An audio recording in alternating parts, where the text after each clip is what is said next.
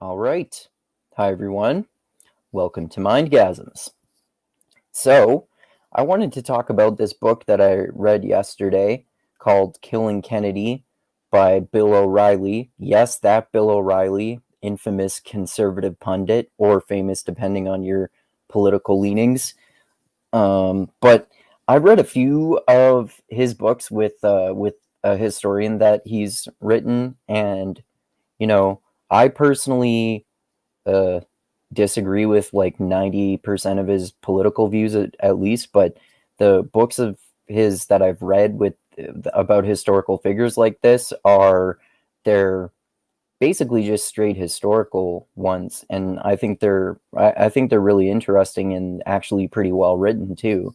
So anyway, this I've read a few of the other one there his other ones too, like Killing the Rising Sun, which is about Japan during World War II.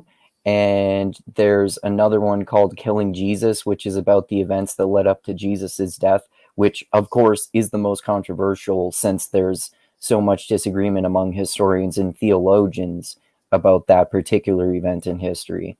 But anyway, Killing Kennedy obviously is about the famous JFK assassination, which a lot of people have heard about countless times before, and I have as well. But I think this book crafted a really interesting narrative about examining the lives of all the people involved with the JFK assassination and all the events that led up to it. It's interesting. I think, like, for example, it gets into the life of JFK, and he was, as a lot of people know, he was the youngest president, the first Catholic president.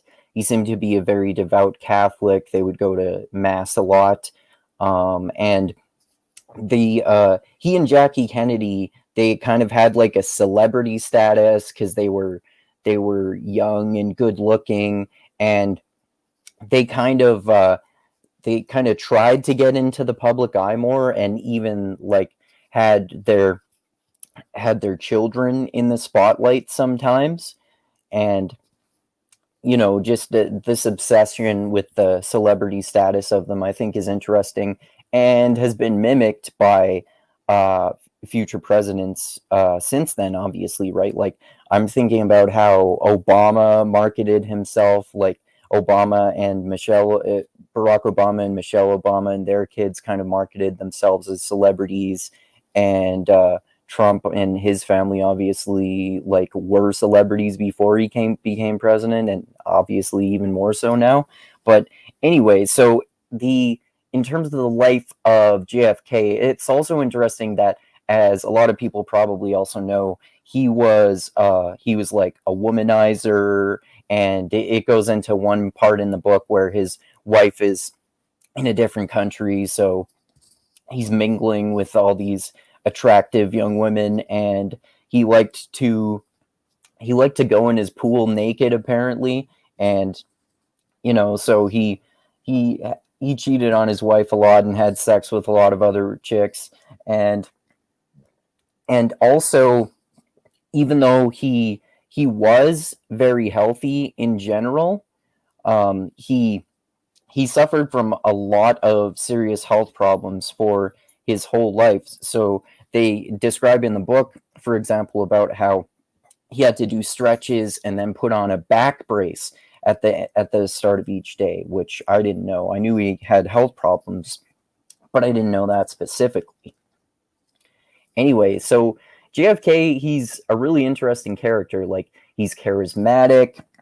He had pretty progressive views in some ways. Like, he actually spoke in private about how he wanted to get out of the Vietnam War, but obviously he didn't actually do that.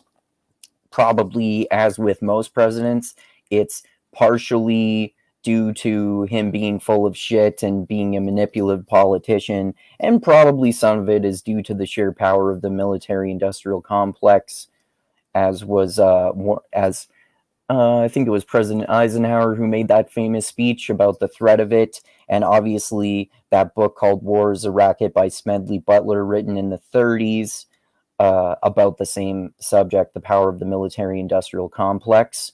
And it's also, so the book also, other than JFK, it gets into sort of the characters of, it gets into Jackie Kennedy too, and how she kind of reminds me about the history I've heard of about about Eleanor Roosevelt in a way, about how she was, she was pursuing all these noble causes, and she was kind of a celebrity in her own right as first lady and trying to get all these things done. But obviously with Jackie Kennedy, she was known more for being like a really beautiful woman and all this kind of stuff. Like she had more of that celebrity status and like was pursuing less of the sort of goals that Eleanor Roosevelt was pursuing, as far as I know anyway.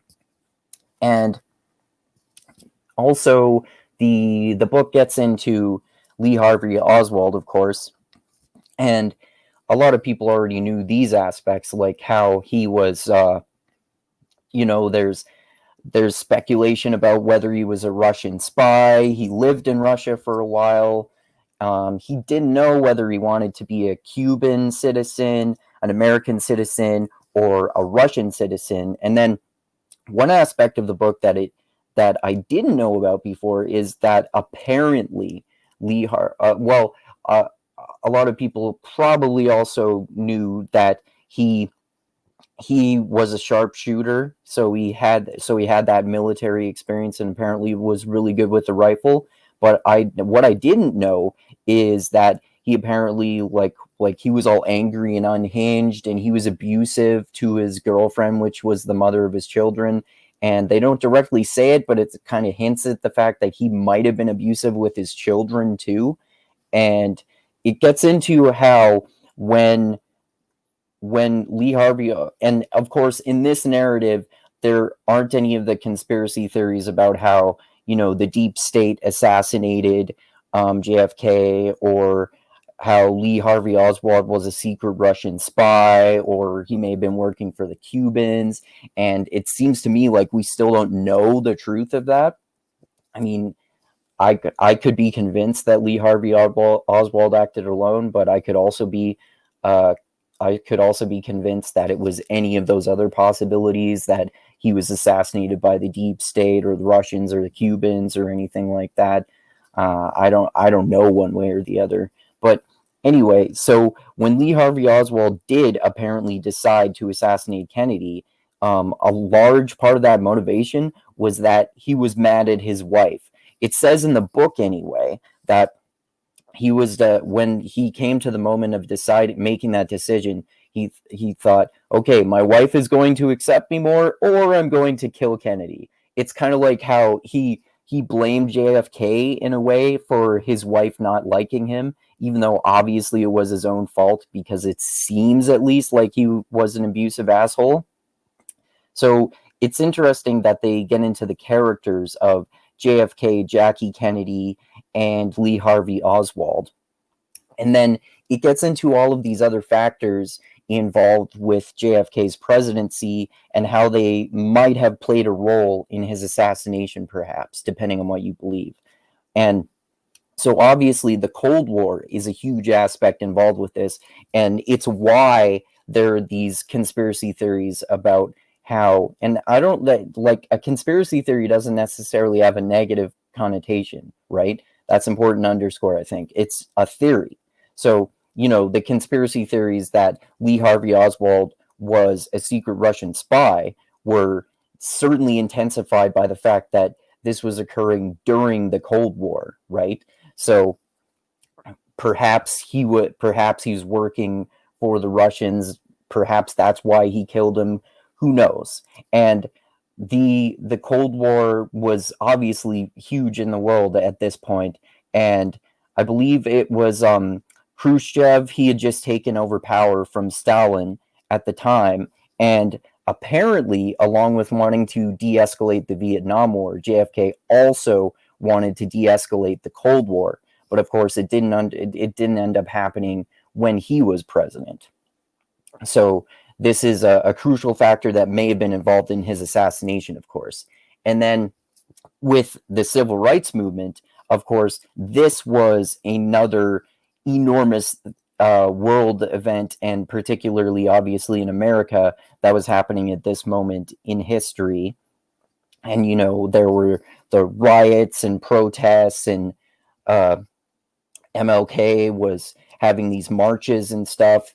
And that kind of gets into an interesting aspect of it, too, about how J. Edgar Hoover, who was the leader of the FBI at the time, of course, he really hated Martin Luther King Jr. and Malcolm X and these civil rights movement leaders.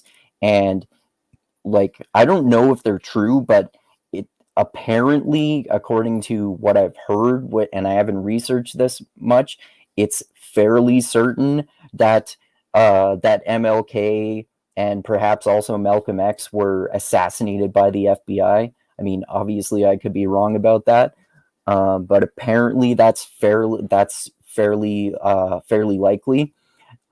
So, and then obviously, since this was during the Cold War, there was a legitimate threat from Russia, of course, for like escalating things into nuclear war and perhaps global annihilation, of course, right? Which is fucking serious.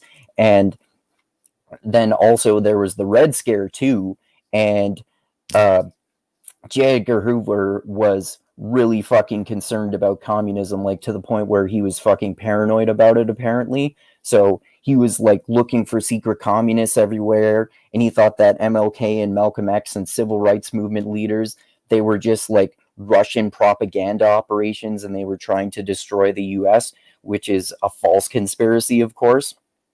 So that may, like, if MLK and Malcolm X were assassinated by the FBI, that's probably because J. Edgar Hoover was paranoid about communism, and he thought that the civil rights movement was like a Russian operation designed to destroy America, right? Which is an interesting theory, but false too.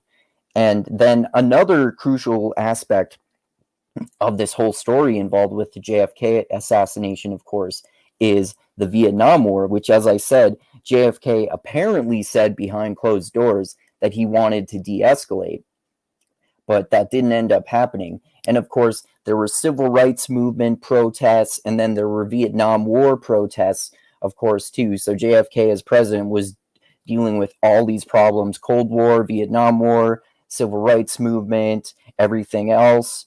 And so it's hard to say, like, if you go into the conspiracy theory, which this book doesn't get into conspiracy theories at all, but just based on what I've heard before about the Vietnam War, then perhaps if you go with the conspiracy theory that the deep state assassinated JFK, then perhaps him wanting to de-escalate both the Cold War and the Vietnam War were reasons for that, along with, I forgot to mention too, of course, that JFK was favorable towards the civil rights movement, of course, right?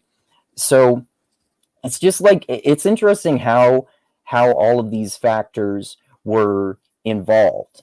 And it's interesting to think about, like, even if you go with the so-called official story of the Warren Commission, even if that's what happened, and I would say honestly that seems more likely than the conspiracy theories that I've heard, then all of these factors were still involved. Lee Harvey Oswald was involved in some way, even if he wasn't actually the only lone gunman. The book says that he fired all three shots in less than 9 seconds in which they occurred, which is possible. But if there were two other gunmen, or one more, or however many, Lee Harvey Oswald was still involved. The Cold War was still a factor. Civil rights movement was still a factor. Vietnam War was still factors, because they were all impacting JFK at the time, and I'm sure they were impacting Lee Harvey Oswald too, particularly the Cold War.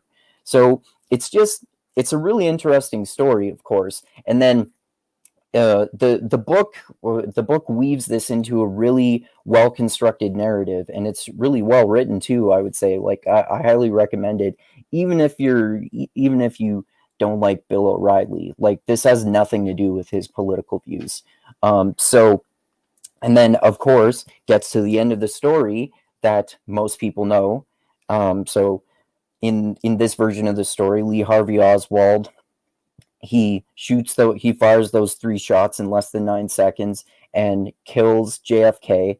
And then, of course, later on, Jack Ruby kills Lee Harvey Oswald, which is one of the reasons that there are conspiracy theories to this day, right? Because we have never heard from Lee Harvey Oswald himself what happened. And so we don't even know like what he said, so that we can determine whether what he said is true or lies, or which of how much of it is true and how much of it is lies, and all that. So regardless of what you believe, the JFK assassination, of course, is a fascinating story.